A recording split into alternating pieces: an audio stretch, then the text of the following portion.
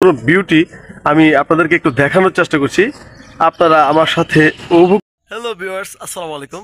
আমি এখন রয়েছি হচ্ছে বাংলাদেশের ময়মনসিংহ জেলার ময়মনসিংহ শহরের প্রাণকেন্দ্রে। ময়মনসিংহ শহরের কাছেই একটি এলাকা, সেটি হচ্ছে নয়াপাড়া। আমি এখন নয়াপাড়ার একটা রোডে রয়েছি, আর আমার পাশেই ছোট একটা ঝিল রয়েছে। এই ঝিলের পাড়ে আমি রয়েছি। আমি হঠাৎ করেই এই রোডটা দিয়ে যাচ্ছিলাম, পাশেই একটা ঝিলে সুন্দর একটা মনোরম দৃশ্য আমার চোখে পড়ে গিয়েছে, যেটা আসলে আপনাদের সাথে শেয়ার না করলেই নয়। তো কুয়াশা ভেজা সকালে আমার কাছে আজকে সকালটা আসলে একটু অন্যরকম লাগছে।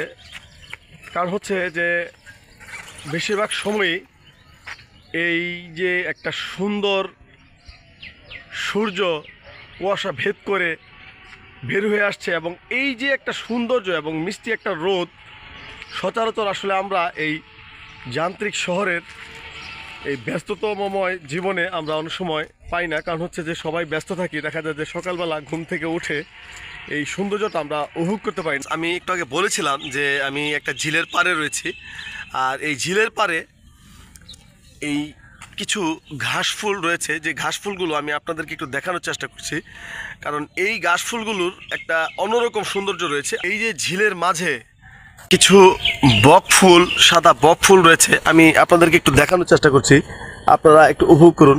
কিছু বক ফুল রয়েছে, সেই বক ফুলগুলোর একটা সৌন্দর্য, আর পুরো ঝিলটির যে ভিউটা, এটা ভিউয়ার্স আমি বলে বোঝাতে পারবো না। এর চেয়ে স্পেশাল হচ্ছে, আমি দূরে একটু আপনাদেরকে দেখানোর চেষ্টা করছি, কিছু পদ্ম ফুল ঝিলের মাঝে ফুটেছে।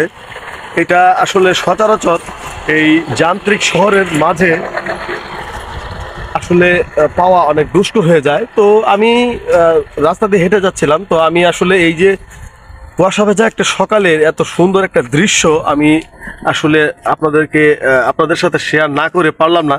তাই আমি এই মনোরম বিউটি আমি আপনাদেরকে একটু দেখানোর চেষ্টা করছি, আপনারা আমার সাথে উপভোগ করুন। অন্যরকম একটা স্নিগ্ধতা এই সকালবেলার। আর এছাড়া হচ্ছে এই যে ঝিলের পাড়ে যে পদ্ম ফুলগুলো ফুটেছে, এইটার একটা সৌন্দর্য সব মিলিয়ে, আর এই যান্ত্রিক শহরের মাঝে এই সকালবেলার একটা সৌন্দর্য সব মিলিয়ে আমি আসলে একাকার হয়ে গেছি।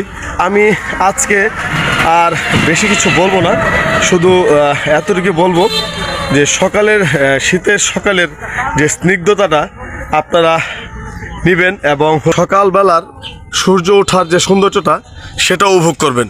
আবারও কোনো দিন কোনো অজানা তথ্য নিয়ে সামনে আসবো। আল্লাহ হাফেজ, আসসালামু আলাইকুম।